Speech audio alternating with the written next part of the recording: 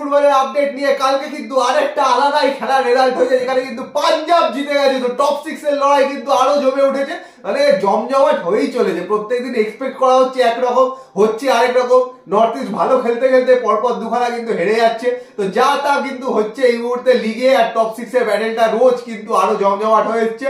আর সামনেই ডার্বি রেজাল্টের উপরেও কিন্তু অনেক কিছু ডিপেন্ড করছে, ওপরে মাঝখানে সব জায়গায়। তো সেটার দিকেও কিন্তু তাকিয়ে থাকতে হবে। চারিদিকে নানান রকম কথাবার্তা ডার্বির টিকিট নিয়ে, ডার্বির টিকিটের দাম নিয়ে, সেগুলো তো বলেইছি। কিন্তু যা যা ইন্ডিয়ান ফুটবলের আপডেটস আছে আর আইএসএল এ কি অবস্থা এই মুহূর্তে, সেই নিয়ে কথাবার্তা বলবো এই ভিডিওতে। কিন্তু সবার আগে যে কথাটা, এখন যারা সাবস্ক্রাইব করেনি অবশ্যই করে দিও, আর বেল আইকনটা টিং টং করে অপশনটা প্রেস করে দিও রেগুলার নোটিফিকেশন পাওয়ার জন্য। আর আমাদের ফেসবুক আর ইনস্টাগ্রাম পেজটাও ফলো করে নাও, ডেসক্রিপশনে লিংক দেওয়া আছে। তো পূজার থেকে প্রথমে শুনে নাও। তো প্রথমে বলি যে ইন্ডিয়ান ফুটবলের আপডেট গুলো রয়েছে সেগুলো একটু দিয়ে দিই। তো প্রথমে বলি রিলায়েন্স ফাউন্ডেশন ডেভেলপমেন্টাল লিগ, তার কিন্তু আজকে দুটো ম্যাচ রয়েছে, আর দুটোই কিন্তু গুরুত্বপূর্ণ টপ 4 শেষ করার জন্য যে কোনো টিমের কাছে।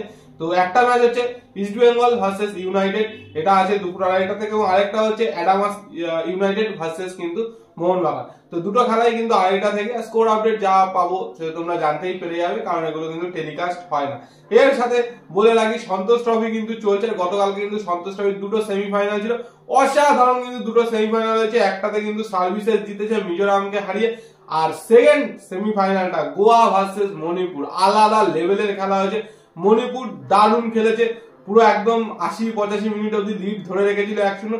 তারপরে একটা ইনজুরি 86 মিনিট 87 মিনিটের মাথায় গোল, আর একটা কিন্তু 116 মিনিটে ইনজুরি টাইমের গোলে কিন্তু গোয়া মণিপুরকে হারিয়ে ফাইনালে গেছে। তো ফাইনাল হচ্ছে আগামীকাল সন্ধ্যে 7টা থেকে, সার্ভিসেস ভার্সেস গোয়া। এর সাথে বলে রাখি যে টিকিট, মানে ডার্বির নিয়ে কথা, তো ডার্বি তো চলছেই, এবং তার সাথে ডার্বির কথায় আসবো। কিন্তু তার আগে বলে দিই, গতকাল কিন্তু এএফসি কাপের জোনাল সেমিফাইনাল ছিল, যেখানে কিন্তু ওড়িশা ইন্ডিয়াকে রিপ্রেজেন্ট করছিল। তো সেখানে ওড়িশা সেন্ট্রাল কোস্ট মেরিনার্সের সাথে খেলা ছিল, সেখানে কিন্তু ওড়িশা 4-0 গোলে হেরে গেছে।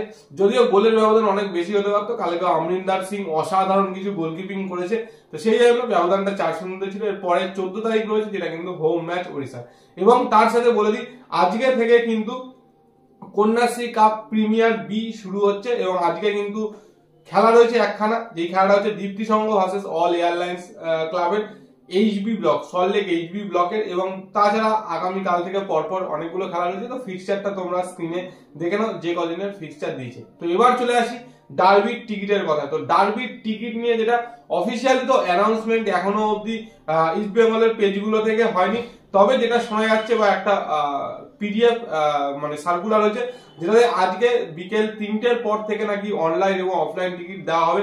তো দেওয়ার জায়গাগুলো ইস্ট বেঙ্গল ক্লাব থেকে দেওয়া হবে এবং স্টেডিয়াম থেকে দেওয়া হবে, অনলাইন অফলাইন দুটোই।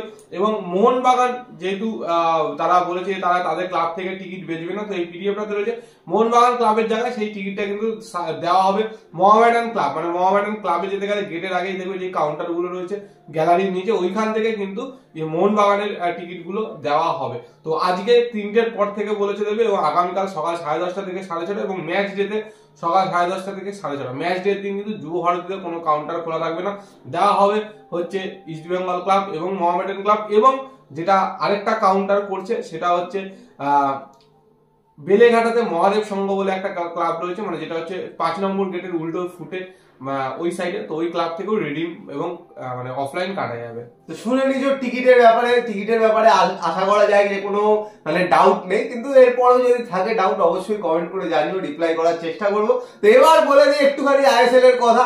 আইএসএল এর টপ অফ দ্য টেবিলে ওড়িশা, মুম্বাই, মোহনবাগানের তো ফাইট চলছে।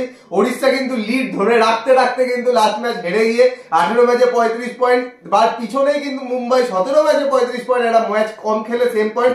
আর মোহনবাগানের বিশাল অ্যাডভান্টেজ, 16 ম্যাচে 33 পয়েন্ট। যদি ডার্বি জিততে পারে 17 ম্যাচে কিন্তু 36 পয়েন্ট হয়ে যাবে, একটা ম্যাচ অ্যাডভান্টেজ নিয়ে কিন্তু টপ অফ দ্য টেবিলে চলে যাবে। আর তারপরে মাত্র 4টে ম্যাচ বেঁচে থাকবে, তাহলে বুঝতেই পারছো একদম মানে শিল্ড যেটা ধরা ছোঁয়া একদম কাছে চলে যাবে, মানে আর কি শিল্ড আর কি ছুতে পারবে এরকম ব্যাপার। তো দেখা যাক ডার্বিতে কি রেজাল্ট হয়। কিন্তু যেটা মেন এক্সাইটিং জিনিস চলছে সেটা হলো 6 নম্বরের জন্য। প্রত্যেক দিন কিছু না কিছু আনএক্সপেক্টেড রেজাল্ট হচ্ছে, এই ওপরে যাচ্ছে ওর নিচে যাচ্ছে, যে যেখানে খুঁজি চেঞ্জ হয়ে যাচ্ছে। তো কালকেও এরকমই একটা আনএক্সপেক্টেড কিন্তু রেজাল্ট হয়েছে, যেখানে নর্থ ইস্ট পাঞ্জাবের কাছে হেরে গেছে। নর্থ ইস্টের কাছে কিন্তু অ্যাডভান্টেজ ছিল, যদি জিততো পয়েন্ট অ্যাডভান্টেজে কিন্তু 6 নম্বরে চলে যেত, কিন্তু আবার কিন্তু নর্থ ইস্ট হেরে গেছে। লাস্ট দুটো ম্যাচে একটা ড্র করলো, একটা হারলো, সেই জায়গা থেকে নর্থ ইস্ট কিন্তু পিছিয়ে আসছে। তো এই মুহূর্তে বলে দিই, পাঞ্জাব জেতার ফলে কিন্তু ইস্ট বেঙ্গলকে টপকে গেছে। পাঞ্জাব, ইস্ট বেঙ্গল এই মুহূর্তে 10 নম্বরে আছে। কালকে একটা খেলা আছে চেন্নাইয়ের ভার্সেস হায়দ্রাবাদ, ওই ম্যাচটা যদি চেন্নাই জিততে পারে তো চেন্নাইয়েরও কিন্তু ইস্ট বেঙ্গলকে টপকে চলে যাবে, ইস্ট বেঙ্গল কিন্তু 11 নম্বরে নেমে যাবে। তো সেই জায়গা থেকে বুঝতেই পারছো ইস্ট বেঙ্গলের চান্সেস কিন্তু একদম কমে আসছে।